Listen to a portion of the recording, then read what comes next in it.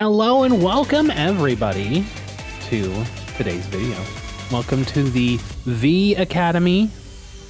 My name is Crumbrion, Professor Crumbrion, if you would.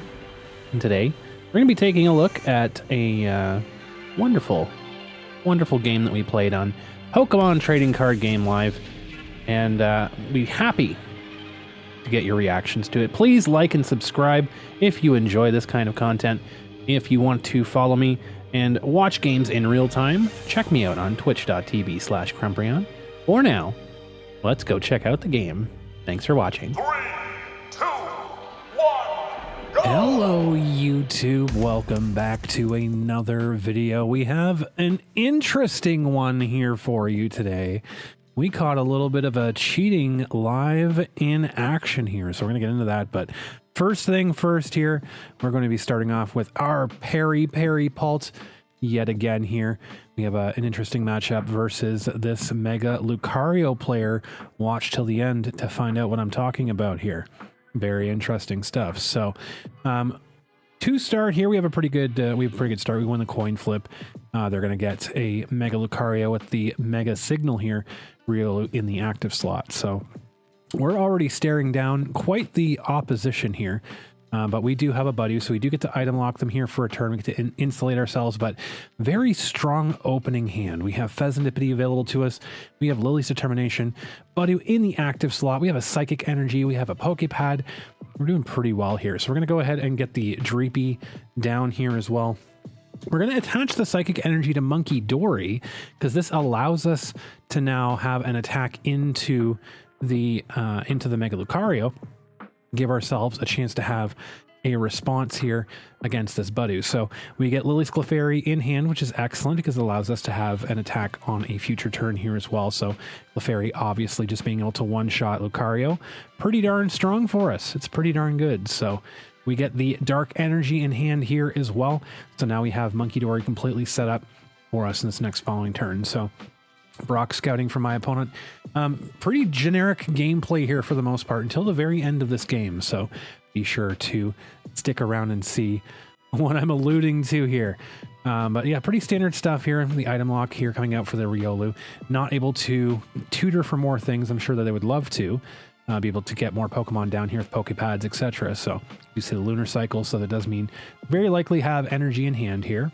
I'm going to see the Mega Lucario is going to come down and evolve on this turn. So number of different things that we could do, obviously, because we do have Dracloak in hand. They do attach.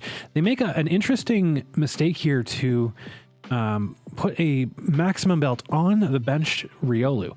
Not the active Lucario, but the benched Riolu was very interesting to make that decision. So we do end up topping boss's orders here off the top deck. So we're going to make use of this here. And this is a turn that we're going to be prematurely breaking the item lock. Now, this deck that we're playing against, they don't exactly rely too much on items because they do have the Lunatone draw. They do rely on some items for certain things. But there's more value here in removing the maximum belt from play because we do want to put Lily's Clefairy in play. And by removing the maximum belt, it does allow us to kind of safely put Clefairy in play with no energy attaches for this past turn. So we're going to set ourselves up here a little bit more, get Pheasantipity back in here just in case we do end up losing Monkey Dory or if we end up losing Budu. We can safely put down Clefairy here, kind of challenge them here as well. So if they're going into our Dracloak, then that leaves Clefairy still available for attacks. If they're going into Monkey Dory, if they take a knockout on Monkey Dory, then it gives us Fez draw. We don't put Fez down because it is weak to fighting, so keep that safe here. But we're going to target the maximum belt because that is the biggest threat on their board, fronting on their board right now currently. We do not want that attached to a Mega Lucario. That would be very bad, having to then swing into a 340 HP Pokemon with maximum belt's pretty oppressive right there. So this is going to open up items for them here, but that's perfectly fine. We're kind of okay in the situation, right? They're going to have to use a Power Pro to knock out Monkey Dory here because Monkey does resist Aura Jab, so the maximum amount of damage that's coming out of Lucario on this turn is simply going to be 100 damage. So we're kind of okay with this. We'll see if we can get something here on this next turn to give us a bit of a head start. So a second Riolu does come down. Pheasantipity does come down, so they're going to get a lot of draw here, off of the Lunatone, off the Pheasantipity, and we do end up getting judged. So there goes the Pheasantipity. There goes our plans for our next turn. But we end up getting Ultra Ball, which does get us Meowth. We have access to Meowth if it's in the deck. Dawn is there as well. We have a bunch of different options of what we can do. So Clefairy already on the bench. We see Make You Hit come down. They have 3 cards in hand now. So we have a little bit of options here. The Battle Cage is there, so obviously Dragapult not a great option for us right now. However, they only do 100 damage. There's no Power Pro, does not knock out Monkey Dory. Very good news for us. We see the energy being spread across the board here for my opponent. So fortunately, we don't have a Blaziken out. Ideally, we'd love to have a Blaziken out at this point in time, or have it built towards a Blaziken. So what we're thinking of here is broaching this from a Crispin angle. So we're going to leave the energy in the deck here. We're going to grab the Pokepad, and we're going to thin the deck out here a little bit more. We're going to Ultra Ball first, and we're going to go out and grab Meowth. We're going to make sure all the pieces are in deck. So we have Crispin in the deck. Energy is there in the deck. So we have a follow-up attack here with Clefairy, and we can also fill our bench up as well. So we can go out and grab the Torchic, leaving a bench space. So now Torchic is coming down. We're establishing a Blaziken for a future turn. We're banking the damage that's on Monkey Dory. So we're going to be keeping that damage on Monkey. And we're going to be playing Clefairy here. Meowth's going to go hit the board. There is no Watchtower in place, so Meowth can get last ditch catch here. We're going to go out and grab Crispin. This is all thanks to an Ultra Ball. All thanks to an Ultra Ball. We're going to go out, grab the 2 energies here. Both benches are full. That's maximum damage for Clefairy here. Mega Lucario is weak to Psychic, so we will see just a 1 shot on to Mega Lucario, 440 damage. That is a 3 prize turn, and all of a sudden, we are simply 2 prizes away from winning this game.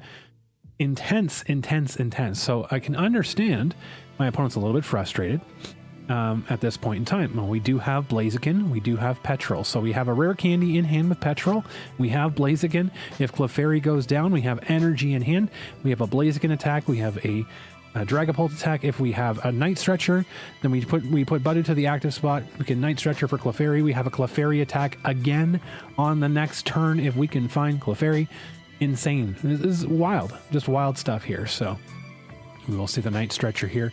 Go out and grab a Riolu. Put that back down on the bench. But my opponent does have a Make You Hit, and so he does have a couple of different options of what he can do here. So he can go for a Hariyama here. He can try to knock something out. Obviously, Clefairy is a very big target, very sizable thing for him to do. So we unfortunately have to wait until our opponent, they did play Maximum Bell, so there's no unfair stamp, no risk for unfair stamp on this turn, although he could play Judge again. But we're going to see the Mega Brave here take out Clefairy. So that means now that Mega Lucario cannot use Mega Brave next turn. It can only Aura Jab. So now its damage is capped at the Aura Jab 130. So we go ahead and play, put Budu to the active slot. We're going to go grab the rare candy here with Team Rocket's Petrol. That guarantees us a Blaziken now. We'll attach the Fire Energy to the Torchic because now we do have a guaranteed attack with the Blaziken here. And so deciding on kind of where we want to go with this and what direction we want to take. So we can piece together because we do just have a 2 prize, knockout on the Pheasantipity. So all we have to do this turn is hit with the Itchy Pollen. We understand that if they do, like they can't Mega Brave this turn, they have to Aura Jab. So there is no potential knockout on Blaziken. They could boss up Monkey Dory this turn and kind of throw a spanner in our works, right? But in case we do end up finding a Night Stretcher, if we have another free bench space, we can put down Pheasantipity if they knock out Budu, if they knock out Meowth. Frees up another bench space, so we get that extra draw. If we find Night Stretcher, we can easily just retreat back into Budu, attach from hand to Clefairy, and then Clefairy takes the knockout. So we're already kind of planning what we're going to be doing in this next turn here, right? We're already having an idea. So we already know that Hariyama is going to likely be bossing something up here. Making Monkey Dory would make it a little bit more difficult for us, but my opponent is in kind of a desperation mode. And this is where things start to get a little bit weird, okay? So Hariyama is going to come down. My opponent's taking a little bit of length to do this. And so we see Meowth get pulled up here. So this is effectively just game in hand for us at this point, right? Because we have damage on Monkey. We have a Psychic Energy in hand. All we have to do is boss up Pheasantipity, and then we Adrenabrain to the active spot, bypassing Battle Cage, and Blaziken takes the knockout for 2 prizes. That's all she wrote here. We're going to see the Aura Jab come down, take a knockout on Meowth, and then nothing happens. This is the interesting part here, folks. So keep an eye on the bottom left of your screen right now. You're going to see a little error message popping up there in just a moment. So a little bit of a delay there. Very odd for my opponent for taking a little bit of time to decide where they want to attach. I guess that's understandable. And now they're taking a long time picking their prize cards. Very intriguing. So there's no bosses, like there's a boss played, but not really. There's no supporters played, no hand disruption played. I have bosses in hand. We have game in hand currently. Did you see it? Did you notice in the bottom left corner over there? There's a little error message that's popping up.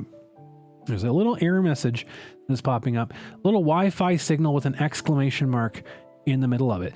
That means that there is a connection issue with the client. Now, we of course get the reconnecting message here. This doesn't happen all the time. This has been happening to me all week, these kinds of connection issues. The first time I've seen the game actually reconnect for me.